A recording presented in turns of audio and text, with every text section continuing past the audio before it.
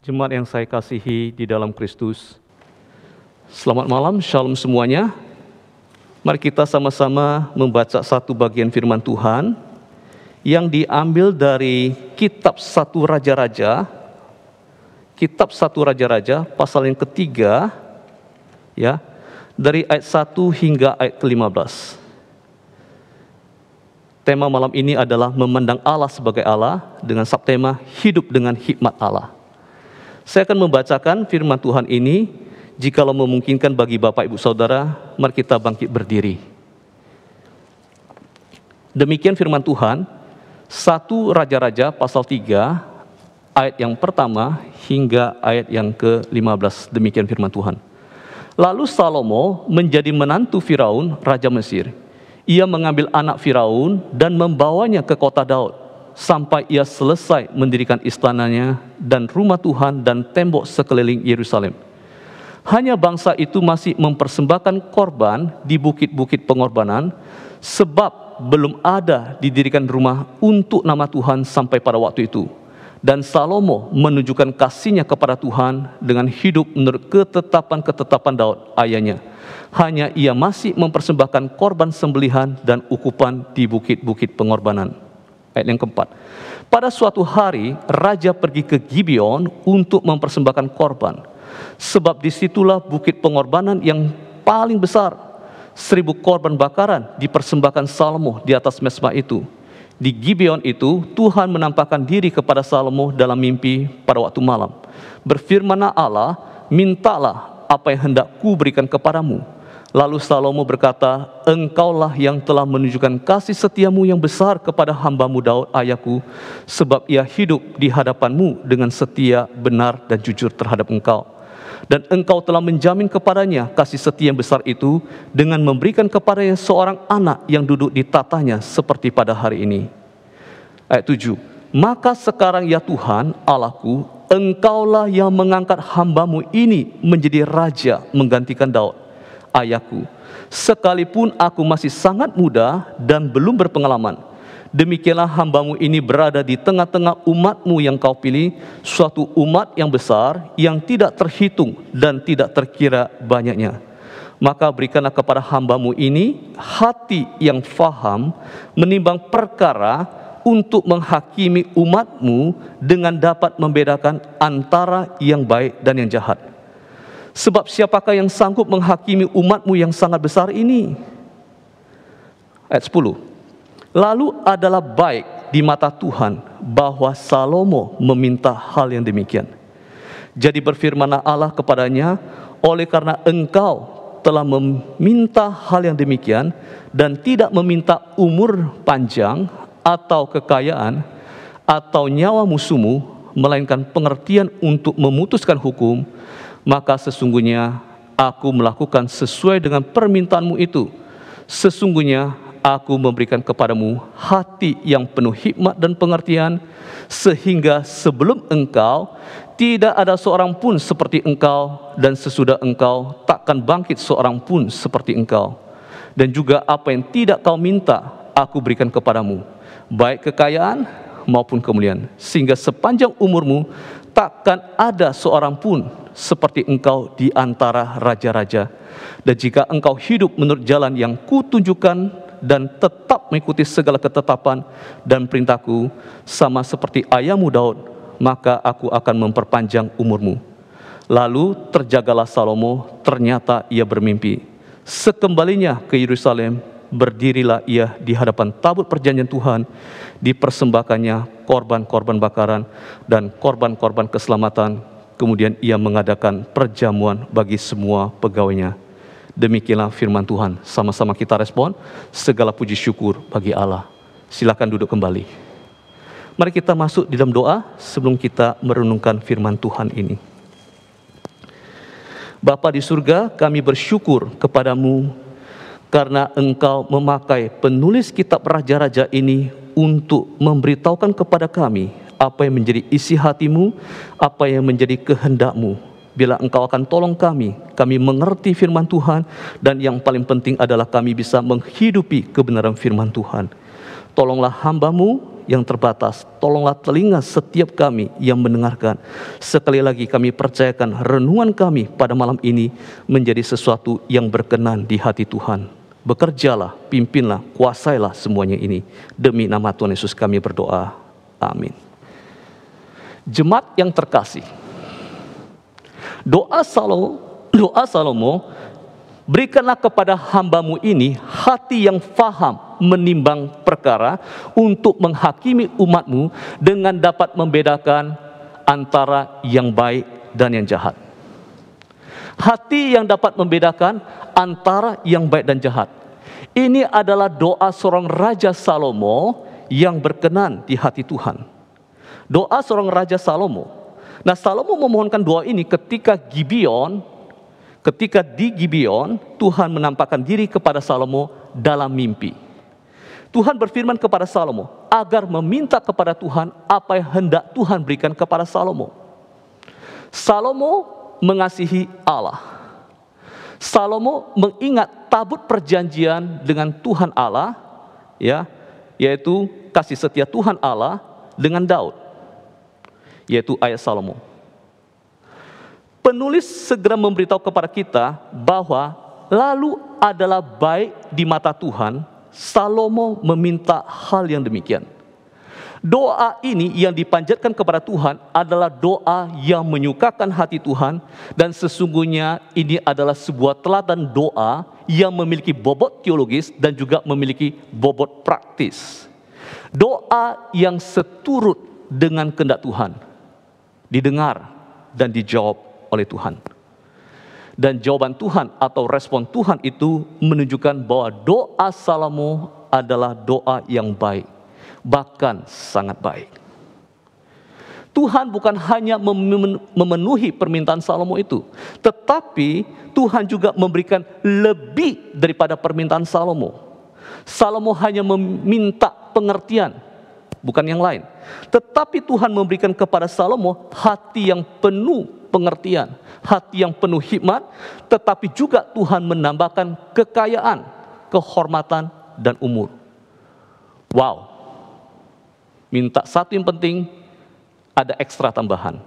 Berarti apa yang dipohonkan oleh Raja Salomo adalah doa yang sangat menyenangkan hati Tuhan. Seandainya jika kita tahu apa yang penting di mata Tuhan, dan kita memintanya kepada Tuhan seperti Raja Salomo meminta kepada Tuhan, maka dunia ini akan jauh menjadi lebih baik. Ada kebenaran dan kasih setia, ada kedamaian dan ada kesejahteraan. Kita sangat akrab dengan kisah setelah kisah doa ini, yaitu bagaimana Raja Salomo menyelesaikan persoalan yang rumit. Masih ingat ceritanya? Nah, Salomo menyelesaikan persoalan ini antara dua perempuan sundal yang tinggal di dalam satu rumah. Pada waktu itu tidak ada orang lain, ya. Masing-masing perempuan ini dikatakan melahirkan anak. Nah, persoalannya adalah salah satu anak dari perempuan sundal ini, dari antara kedua perempuan ini meninggal dunia. Nah, salah satu dari mereka merekayasa cerita dan mengklaim bahwa anak yang masih hidup itu adalah anaknya. Nah, perempuan yang satu menyangkal, ya, bukan, anakku lah yang hidup dan anakmu lah yang mati. Kemudian ditegaskan satu lagi, perempuan yang satu lagi berkata, bukan, anakmu lah yang mati dan anakku lah yang hidup. Bagaimana Raja Salomo menyelesaikan persoalan ini? Salomo meminta supaya anak ini, bayi ini dipenggal menjadi dua. Wah, kelihatan sangat lalim sekali. Tetapi itulah bijaksana yang akan kita lihat. Salomo meminta supaya bayi ini dipenggal menjadi dua untuk dibagikan kepada satu dan juga separuhnya lagi kepada yang lain. Nah, kita melihat ada satu respon daripada perempuan yang mempunyai anak yang hidup itu kepada raja. Sebab timbullah belas kasihannya terhadap anaknya itu. Katanya, ya Tuanku, berikanlah kepadanya bayi yang hidup itu, jangan sekali-kali membunuh dia. Tetapi yang lain itu berkata, supaya jangan untukku ataupun untukmu, penggallah. Respon Raja Salomo, berikanlah kepadanya bayi yang hidup itu, jangan sekali-kali membunuh dia, itulah ibunya. Perhatikan di sini bahwa penghakiman Raja Salomo di dalam kasus ini tidak membicarakan tentang kematian bayi tersebut.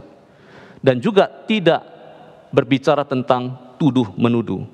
Raja Salomo mengerti bahwa keadilan itu disertai dengan kasih setia. Keadilan itu disertai dengan belas kasihan. Kebenaran itu ada kasih karunia. Raja Salomo memiliki pengertian untuk memutuskan hukum. Raja Salomo dapat membedakan antara yang baik dan yang jahat. Raja Salomo memiliki hikmat yang diberikan oleh Tuhan Allah, hikmat dari atas, hikmat untuk membedakan antara yang baik dan jahat. Pertanyaan adalah bagi kita untuk renungkan, apakah artinya frase membedakan antara yang baik dan jahat? Membedakan antara yang baik dan jahat. Kalimat membedakan antara yang baik dan yang jahat adalah kalimat yang terdapat di beberapa bagian Alkitab. Kalimat atau frase membedakan antara yang baik dan jahat, to discern good and evil, itu memiliki pengertian sama dengan mengetahui yang baik dan yang jahat. To know good and evil. Beberapa bagian firman Tuhan, ya, kita melihat di dalam Kejadian pasal 2. Kejadian pasal 2 ayat 16 dan 17 berbicara tentang penciptaan dan kejatuhan manusia, kejatuhan Adam. Kejadian 2 ayat 16-17. Lalu Tuhan Allah memberi perintah ini kepada manusia, semua pohon di dalam taman ini boleh kau makan buahnya dengan bebas, tetapi pohon pengetahuan tentang yang baik dan yang jahat itu, janganlah kau makan buahnya. Sebab pada hari engkau memakannya, pastilah engkau mati. Kemudian lanjut, Kejadian pasal 3 ayat 22.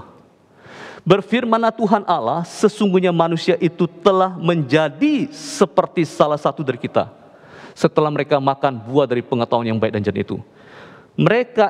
Manusia itu telah menjadi seperti salah satu dari kita, tahu tentang yang baik dan yang jahat. Maka sekarang jangan sampai ia mengulurkan tangannya dan mengambil pula dari buah pohon kehidupan itu dan memakannya sehingga ia hidup untuk selama-lamanya. Jadi manusia itu ketika memakan buah dari pohon pengetahuan yang baik dan jahat, mereka menjadi tahu yang baik dan jahat. Kemudian di dalam surat Ibrani, penulis surat Ibrani mengatakan bahwa kita seharusnya menjadi pengikut Tuhan Kristus yang dewasa, yang sudah dapat membedakan antara yang baik dan yang jahat. Ibrani pasal 5 ayat 13 dan 14. Saya bacakan. Sebab barang siapa masih memerlukan susu, ia tidak memahami ajaran tentang kebenaran, sebab ia adalah anak kecil. Tetapi makanan keras, ayat 14, tetapi makanan keras adalah untuk orang-orang dewasa yang karena mempunyai panca indera yang terlatih untuk membedakan yang baik daripada yang jahat. Panca indera yang terlatih untuk membedakan antara yang baik dan jahat. Itulah yang harus dimiliki oleh orang Kristen dewasa seperti saudara dan saya. Bagaimanakah kita dapat memiliki kemampuan untuk membedakan antara yang baik dan yang jahat?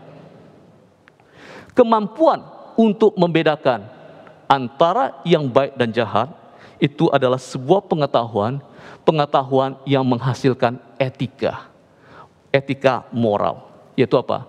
Kesadaran kita di dalam bersikap. Baik dan jahat. Baik dan jahat adalah sebuah frase yang mencakup semua pengetahuan moral. Nah, di dalam tata bahasa Alkitab, gaya bahasa ini disebut sebagai merismus. M-E-R-I-S-M-U-S.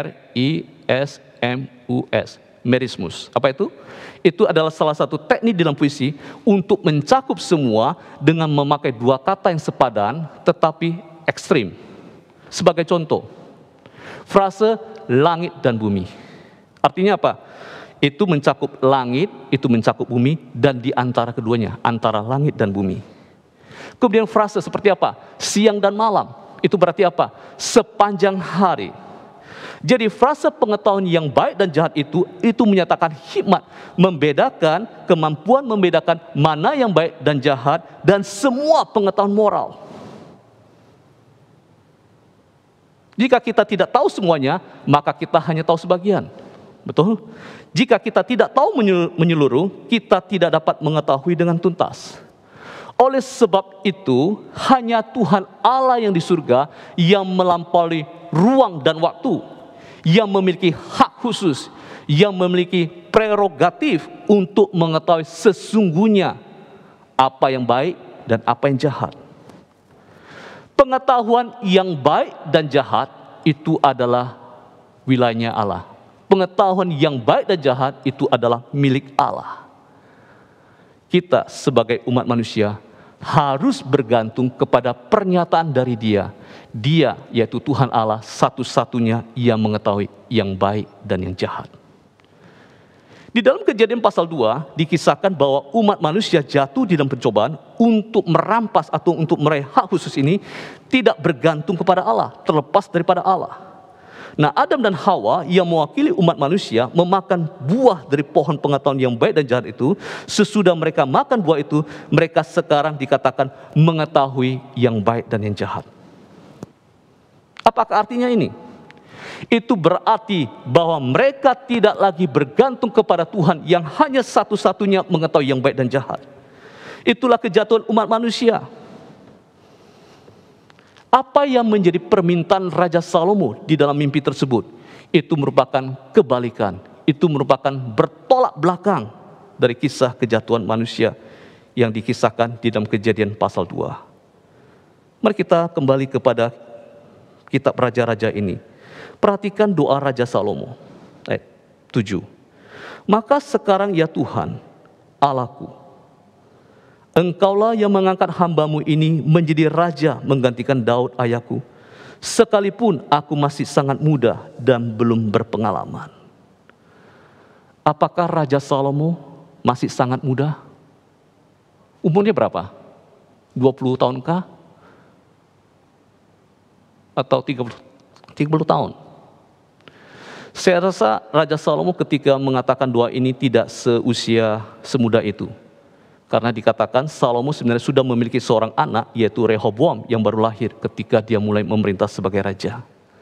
Di sini kita melihat bahwa Salomo di titik ini, di titik hidup ini, dia merendahkan diri, dia bergantung kepada Tuhan. Memohon kepada Tuhan untuk memberikan kepada dia hati yang dapat membedakan antara yang baik dan yang jahat. Inilah yang dikehendaki oleh Tuhan Allah bagi umat manusia yang berdosa, termasuk saudara dan saya. Nah, di sini kita melihat dimulainya hikmat Allah berperan di dalam kehidupan Raja Salomo.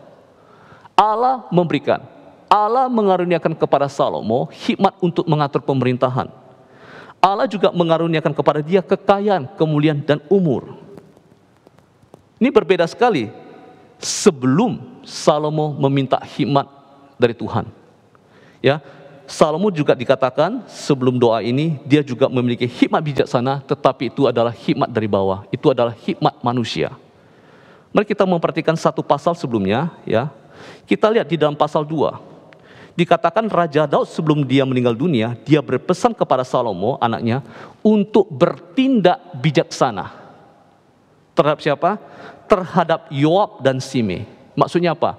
Yaitu untuk menyingkirkan mereka, yaitu untuk apa? Membunuh mereka. Pasal 2 ayat 6 kepada Yoab. Maka bertindaklah dengan bijaksana dan jangan biarkan yang ubanan itu turun dengan selamat ke dalam dunia orang mati. Itu kepada Yoab. Kepada Shimei pasal 2 ayat 9. Sekarang jangan bebaskan dia dari hukuman sebab engkaulah seorang yang bijaksana dan tahu apa yang harus kau lakukan kepadanya untuk membuat yang ubanan itu turun dengan berdarah ke dalam dunia orang mati. Nah, kita melihat respon Tuhan kepada Salomo setelah Salomo meminta doa yang demikian. Apa kata Tuhan? Sangat berbeda sekali. Ayat 11 pasal 3. Jadi berfirmanlah Allah kepadanya, oleh karena engkau telah meminta hal yang demikian, maksud meminta hati yang berpengertian, oleh karena engkau telah meminta hal yang demikian dan tidak meminta umur panjang atau kekayaan atau nyawa musuhmu, melainkan pengertian untuk memutuskan hukum, maka sesungguhnya aku melakukan sesuai dengan permintaanmu itu. Engkau tidak meminta nyawa musuhmu. Hikmat manusia itu melingkupi bagaimana menyingkirkan musuhnya agar posisinya aman. Tetapi hikmat dari atas, hikmat dari Allah adalah bagaimana kita bergantung kepada Tuhan Allah Yahweh kita. Raja Salomo memiliki hikmat manusia. Di dalam apa? Ketika dia mengambil anak Firaun menjadi istrinya, itu adalah untuk alasan politis, yaitu apa? Ikut mendukung Mesir untuk berperang ke daerah Filistin. Itu yang kita baca berikutnya, 1 Raja-Raja pasal 9 ayat 16. Tetapi menurut hikmat dari atas, hikmat dari Tuhan Allah, sebagai umat Allah, sebagai pemimpin, Raja Salomo tidak boleh kembali ke Mesir. Apalagi menikahi seorang wanita asing. Karena apa? Dapat membuat hatinya menyimpang dan menyembah berhala. Itulah sebenarnya titik kehancuran. Itulah kehancuran yang dicatat di dalam pasal 11. Tidak boleh kembali ke Mesir dan tidak boleh menikahi seorang wanita asing. Itu tertulis di dalam kitab Taurat Musa, Ulangan pasal 7 dan 17. Padahal Raja Daud telah berpesan kepada Salomo untuk mengikuti segala ketetapan, mengikuti segala peraturan dan ketentuan Allah seperti yang tertulis di dalam kitab Musa. Salomo juga mempersembahkan korban kepada Tuhan Allah, di mana? Di bukit pengorbanan di Gibeon. Betul, narator memberitahu kepada kita, rumah Tuhan belum didirikan pada waktu itu. Namun sebenarnya itu adalah kasih Salomo kepada Allah yang tidak sepenuh hati. Mengapa? Karena bukit pengorbanan adalah model dari tempat penyembahan berhala yang membuat umat Israel jatuh ke dalam dosa. Kita melihat di sini. Di dalam bagian firman Tuhan ini, setelah Salomo bangun dari mimpinya, setelah mendapat hikmat dari atas, dia kembali ke Yerusalem untuk apa? Untuk mempersembahkan korban di hadapan tabut perjanjian Tuhan. Sebelum Salomo meminta hikmat dari atas, Salomo pun sudah menjadi bijaksana. Tetapi itu adalah bijaksananya manusia. Itu adalah hikmatnya manusia. Ketika Salomo memakai hikmat dari bawah, hikmat manusia itu sebenarnya sudah ada benih kehancuran di dalam kerajaan Salomo yang dikatakan sangat kokoh tersebut. Kerajaan sesudah kerajaan Salomo akan terpecah. Hikmat manusia membawa kehancuran, tetapi hikmat Allah membawa keadilan dan kasih, membawa kehidupan, kedamaian dan kemuliaan. Maukah kita berdoa seperti Raja Salomo yang memohon kepada Tuhan Allah, agar kita dapat membedakan antara yang baik dan yang jahat? Jika ya, bergantunglah kepada Tuhan. Itulah hikmat dari atas. Itulah hikmat Allah. Bergantung pada Dia. Itulah takut akan Tuhan Allah.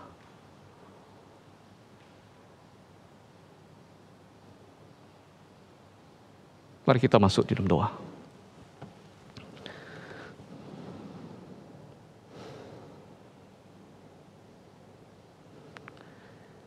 Bapa kami yang di surga,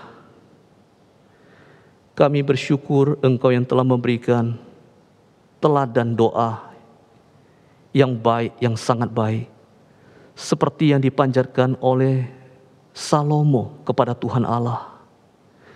Dia meminta hal yang sangat penting, yaitu hati yang memiliki hikmat dari Tuhan, hati yang memiliki hikmat dari atas. Penulis Ibrani mengajak kami untuk kami memiliki hati yang dapat membedakan antara yang baik dan yang jahat. Bila Tuhan, Engkau yang tahu kelemahan kami, Engkau yang tahu kerapuhan kami, bila Engkau menopang kami, sehingga kami senantiasa, kami selalu bergantung pada Tuhan, di dalam menjalani kehidupan kami, di dalam pekerjaan usaha kami, bahkan di dalam pelayanan kami. Tuhan tolong, Tuhan topang kami dan lingkupi kami. Demi nama Tuhan Yesus kami berdoa. Amin. Sampai di sini kebaktian doa kita. Tuhan memberkati saat teduh.